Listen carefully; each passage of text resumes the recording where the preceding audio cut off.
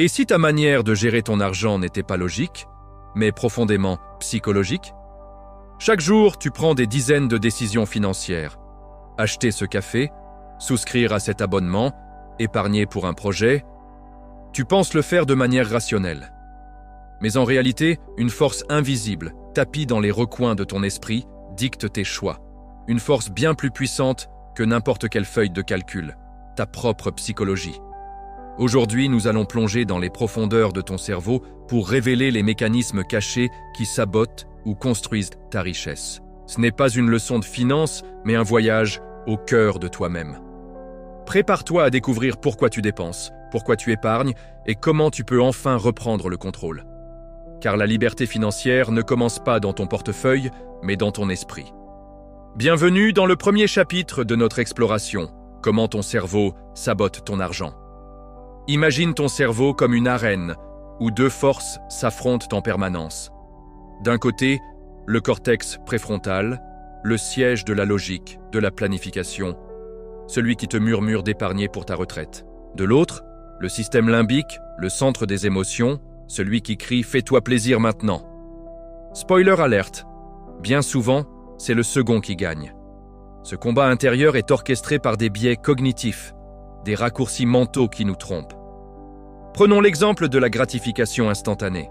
Ton cerveau est programmé pour préférer une petite récompense immédiate à une grande récompense future. C'est pourquoi il est si difficile de résister à cet achat impulsif, même si tu sais que cet argent serait mieux placé dans ton épargne. C'est une impulsion, un désir fugace qui prend le dessus. Tu vois ce smartphone dernier cri en promotion?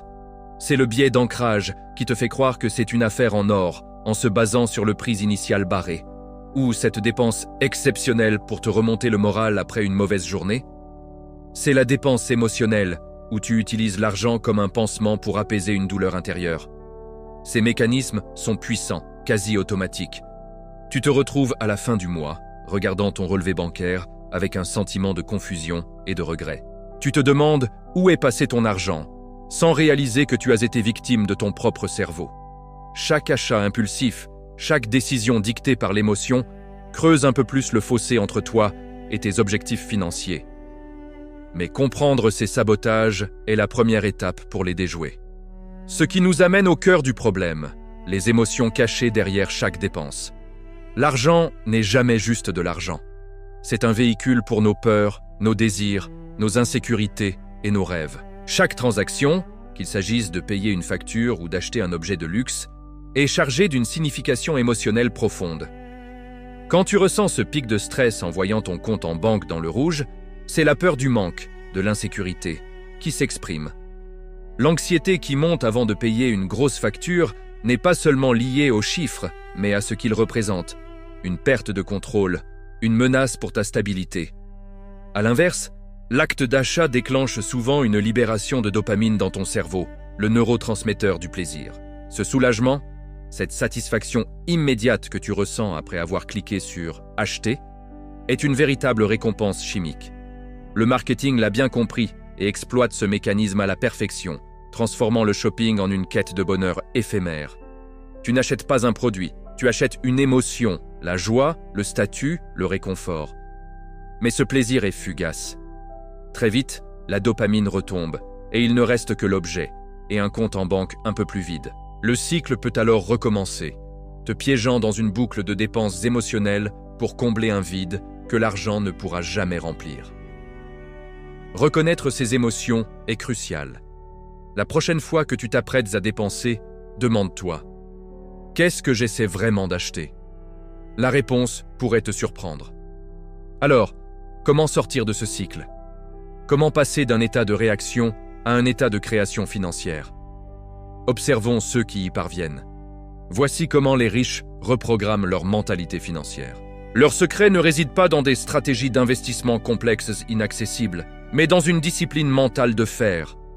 Ils ont compris que la richesse extérieure est le reflet d'une richesse intérieure.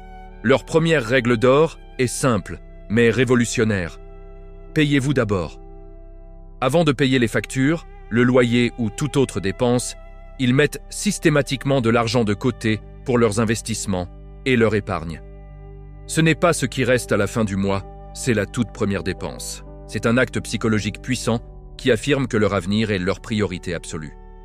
Ensuite, ils maîtrisent l'art du contrôle émotionnel.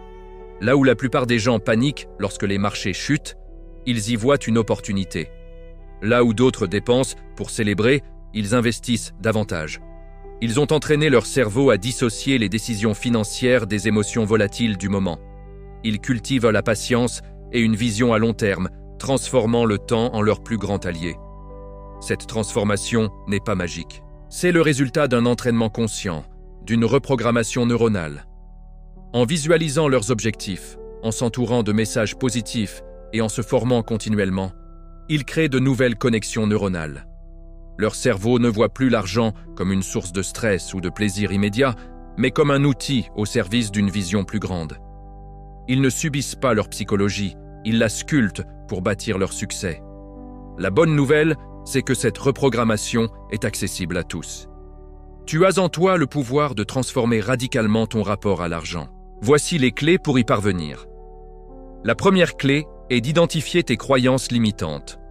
Ce sont ces petites voix dans ta tête, souvent héritées de ton enfance ou de tes expériences passées. L'argent est sale, je ne serai jamais riche, il faut travailler dur pour gagner peu. Note-les, prends conscience de leur présence. Une fois que tu les as identifiées, tu peux commencer à les remettre en question et à les remplacer par des affirmations plus constructives, comme « L'argent est un outil pour créer un impact positif » ou « Je suis capable de construire ma liberté financière ». La deuxième clé est d'automatiser tes finances. Retire ton cerveau émotionnel de l'équation autant que possible. Mets en place des virements automatiques chaque mois vers ton compte épargne, tes comptes d'investissement. Fais-le le jour où tu reçois ton salaire. Ainsi, l'épargne devient une habitude sans effort, une décision que tu ne prends qu'une seule fois.